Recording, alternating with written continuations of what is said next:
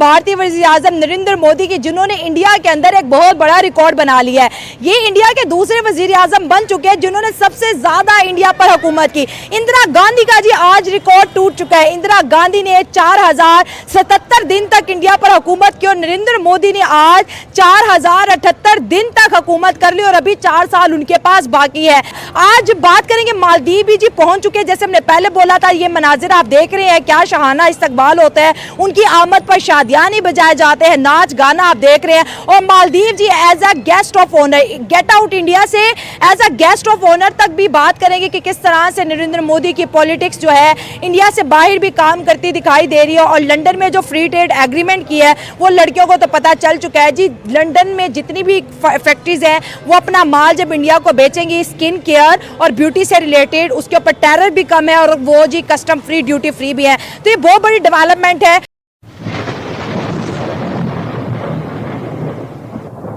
नमस्कार दोस्तों, क्या हाल है। होप करता हूँ कि आप ठीक होंगे और स्वागत करता हूँ आपका हिंदुस्तान डॉट में।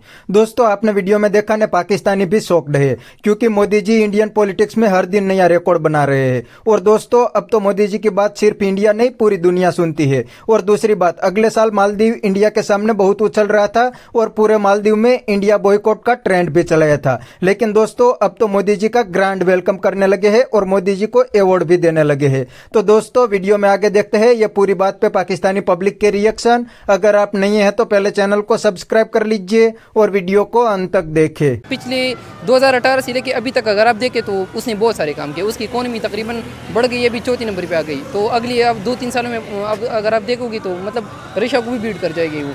तो एक तो उनकी खैर वो भी ज़्यादा है, आबादी भी ज़्यादा है, लेकिन फिर भी काम बहुत ज़्यादा हो रहा है। अच्छा, मेरा सवाल ये है कि क्या नरेंद्र मोदी को 15 साल बाद उनकी पार्टी रिटायर कर देगी, या उनकी पार्टी के लिए भी बहुत बड़ा चैलेंज है कि नरेंद्र मोदी जैसा कोई फेस अब बीजेपी के पास है? अगर इतनी बड़ी पार्टी है तो वो मतलब ये बात लाजमी है कि वो कुछ और बंदा इस तरह उसकी बनाने की कोशिश होगी जिस तरह अभी नरेंद्र मोदी है। क्योंकि जब इतनी बड़ी पार्टी होती है तो उसमें एक और बंदा इस तरह होता है जब उसकी बात मतलब 4 संभालता है। तो अभी देखा जाएगा कि उसकी बात कौन सा बंदा होगा। वो तो कह रहे हैं योगी आएगा, लेकिन लोग कहते हैं योगी भी नरेंद्र मोदी की रिप्लेसमेंट नहीं बन सकता।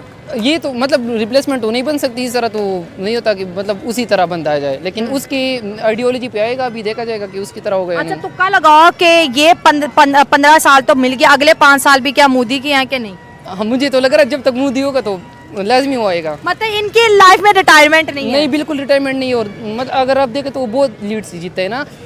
एक तो होता है कि 1000 2000 मतलब उसकी आबादी तो ज़्यादा है, लेकिन परसेंटेज उसकी ज़्यादा होती है ना, जिस तरह अभी 228 में मुझे आज एक बात पता चली है नरेंद्र मोदी के मुतालिक। उसके सियासत से तो हम बिल्कुल डिसएग्री हो सकते हैं, लेकिन जिस तरह उन्होंने इंडिया को रूल किया है 10-11 साल से, हम खुद हैरान हैं।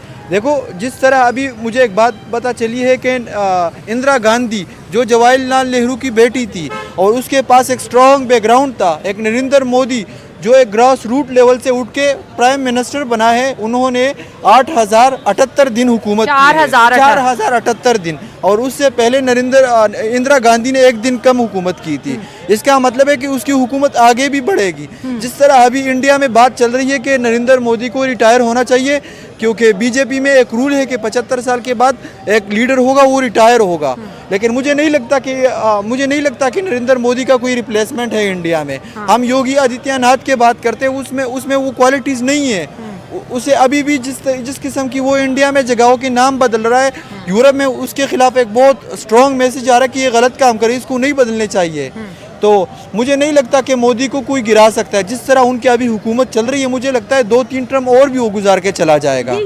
मुझे भी ऐसा लगता है कि ये 5 साल तो इनके पास है, तो टोटल 15 हो गए। 15 के बाद भी मुझे लगता है 8-9 साल वो रहने वाले हैं। भाई, इतने बड़े फेस का रिप्लेसमेंट कहा है। ये फेस इंडिया के लिए ब्रांड एम्बेसडर भी है, ये फेस इंडिया के लिए सब कुछ है। अगर नरेंद्र मोदी का पॉलिटिकल कैरियर देखिए, भाई 15 साल गुजरात में सीएम रहे, फिर 15 साल ये देखे अब वजीर आजम रह रहे हैं। तो इनके जो पॉलिटिकल है, आप देखिए कि ये कैरियर किन बेसिस पे इतना ज़्यादा ये ग्रो हुए। और आज अगर देखा जाए तो इंडिया के 2nd वजीर आजम बन गए जिन्होंने इतना लॉन्ग टर्म, इतनी बड़ी आबादी पे हुकूमत की। वाकई इस तरह ये जिस तरह आपने बात की, तकरीबन 150 करोड़ आबादी पे हुकूमत करना, और जिस तरह उन्होंने इंडियन मीडिया को अपने कंट्रोल में रखा है, ऐसा कोई चैनल नहीं है मेन स्ट्रीम पे ऐसा कोई चैनल है मेन स्ट्रीम पे उसके खिलाफ बात कर सके।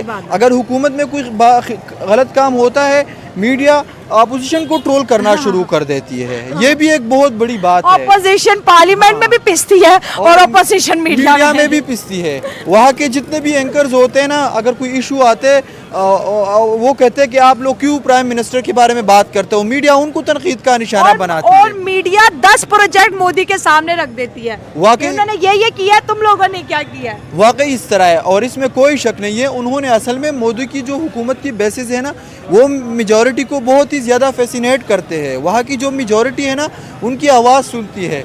यानी उन्होंने वो जो हिंदुत्व है उस पर बहुत ज़्यादा एक तरीके से चल रही है। मेरे ख्याल में उनके जो इश्यूज होती है ना, इलेक्शन जो, वो बड़ी इंटरेस्टिंग होती है। कभी वो राम मंदिर का मसला उठा लेती है और वहाँ पे हाँ, इमोशनल पॉलिटिक्स है। पाकिस्तान में भी ऐसे लीडर्स है, लेकिन वो कुछ इदारों की वजह से आगे नहीं आ जाते। वो इसी तरह है पाकिस्तान तहरीक इंसाफ से अगर इमरान खान का फेस हटा दे, क्या वो फिर हुकूमत कर पाएंगे? मुझे भी इस तरह लगता है कि अगर बीजेपी से अगर नरेंद्र मोदी का फेस हटा दिया तो नरेंद्र मोदी के बगैर बीजेपी कुछ भी नहीं है। मुझे नहीं लगता कि अगर, और इसके अलावा उन्होंने जिस तरह बाकी वो इंडिया में जो भी पॉलिटिक्स कर रहे हैं, इसके अलावा भी उन्होंने अपने पास अमेरिका को अपने साथ रखा है, यूरोप को अपने साथ रखा है। मेरे ख्याल में अभी उनका लंदन में भी विजिट हुआ है। फ्री ट्रेड एग्रीमेंट वहाँ पे हो रहे कॉस्मेटिक्स के रिलेटेड। और इंडियन जो फैशन इंडस्ट्री है वो काफ़ी बहुत ज़्यादा बड़ी है। तो मुझे लगता है वो उससे भी काफ़ी फ़ायदा होने वाला है। मतलब लड़कियाँ तो आप नरेंद्र मोदी को ही वोट देंगी कि भाई ब्रांडेड चीज़ें और वो भी फ्री में, टैक्स फ्री। नहीं, वाकई इस तरह ही है। और तो मेरे ख्याल से मुझे इस तरह नहीं लग रहा कि कांग्रेस दोबारा आ जाए, वही बीजेपी रहेगा। मतलब कांग्रेस, अच्छा, और जो नरेंद्र मोदी की पाकिस्तान को लेके पॉलिटिक्स रही इन 11 सालों में, उसके ऊपर भी तो थोड़ी रोशनी हमें डालनी चाहिए। पाकिस्तान और इंडिया की तकरीबन जो रिलेशन है वो 2-3 बार ही ठीक हुए अभी तक। एक जो है ना वो अटल बिहारी है, उसके वक्त में सही हुई थी, उसके वो भी बीजेपी से ही थे। हाँ, लेकिन उसकी मतलब बीजेपी हिम्मत करती है पाकिस्तान आने की, कांग्रेस में इतनी हिम्मत नहीं है। अभी जो है ना पाकिस्तान मेरे ख्याल से मुशर्रफ गया था उधर, लेकिन जब पाकिस्तान और इंडिया की रिलेशन सही हो जाती है तो उसके बाद कभी जो है ना, अभी पुलवामा की पहले, उससे पहले ताल्लुकात हमारे सही हुए थे, तो उधर पुलवामा अटैक हुआ। अभी अच्छा, ठीक है। तो दोस्तों, ये थे पाकिस्तानी पब्लिक के रिएक्शन। ये पाकिस्तानी मोदी जी से बहुत जलते हैं, लेकिन क्या कर सकते हैं। मोदी जी पाकिस्तान के लिए बहुत बुरा है, लेकिन इंडिया के लिए बहुत ही अच्छा है। क्योंकि दोस्तों, मोदी जी ने अपने टेन्योर में इंडिया की पूरी तस्वीर बदल दी। मोदी जी की वजह से आज इंडिया हर सेक्टर में तेजी से ग्रो कर रहा है और अब तो इंडिया दुनिया की 4th लार्जेस्ट इकोनॉमी बन गई है। और दूसरी बात दोस्तों, आज मोदी जी मालदीव की विजिट पे पहुंच गए हैं। अगर आपको याद हो तो अगले साल मालदीव इंडिया के सामने बहुत उछल रहा था और पूरे मालदीव में इंडिया बॉयकॉट के नारे भी चला दिए थे। लेकिन दोस्तों, अब मालदीव की अकल ठिकाने आ गई है। उनको पता लग गया है कि इंडिया तो सुपर पावर बनने जा रहा है। अगर हम इंडिया को बॉयकॉट करेंगे तो हम भी बर्बाद हो जाएंगे। इसलिए आज मोदी जी का वेलकम करने लगे हैं और मोदी जी को अवार्ड भी देने लगे हैं, क्योंकि उनको पता लग गया है कि इंडिया के बिना तो हम आगे नहीं बढ़ सकते। और इंडियन पब्लिक ने भी मालदीव का टूरिज्म बॉयकॉट कर दिया था, इसीलिए ये अब इंडिया के पैर में आ गए हैं। तो बस दोस्तों, आज के वीडियो में इतना ही। ये थे पाकिस्तानी पब्लिक के रिएक्शन। अगर आपको ये वीडियो पसंद आया है तो वीडियो को लाइक शेयर कर दीजिए और चैनल को सब्सक्राइब करना मत भूलिए। Thank you. मिलते हैं नेक्स्ट वीडियो में।